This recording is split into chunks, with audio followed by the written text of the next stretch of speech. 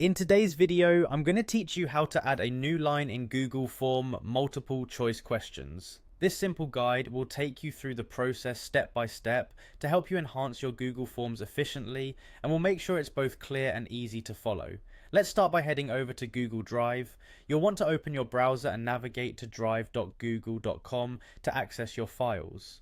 Once on Google Drive, you need to click on the New button, usually located on the top left corner of the page. This action will present you with several options to create new files, among which you'll find Google Forms. Select this option to open up a form template. Next, you'll need a blank form for our tutorial, so go ahead and select Blank Forms. Once inside, it's time to give your form a name. You can get as creative as you like here, but for practicality, try to make it relevant to the data you'll be collecting. Once that's done, let's move on and add our first question. As an example, a common question might be asking for a full name. For the response type, we want to choose short answer. Since it's crucial to collect full names in our form, make sure to click on Required. By doing this, you ensure the form cannot be submitted without this information being filled out. Now let's add another question. Click on Add Question and type in your new question. For this tutorial, let's assume we're working with multiple choice responses. Once you've typed in your question, select multiple choice as the response type.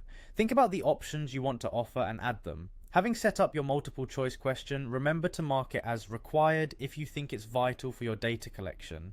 This will make certain that respondents must choose one of the options before submitting the form. Sometimes you might need to segment your form into sections to manage your questions better. In such cases, click on Add Sections and then create the new section. This is especially useful if you have a long list of questions or want to categorize your questions.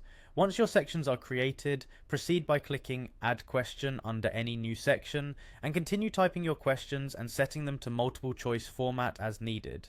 Don't forget to add options just as we did earlier. After arranging your questions, you can add checkboxes if the question requires multiple responses. It's a versatile option when more than one answer is possible. Once you have your form questions organized, it's time to configure it further by going back to the first question. You can set it so the respondent goes to a specific section based on their answer. Click on Go to Section Based on Answer to apply these configurations. Continue tweaking the form, and when you feel satisfied, click on Publish to make your form live. Before you share it, use the preview option to see how your form looks to potential respondents. This step is to ensure everything is exactly how you want it before sending it out for completion.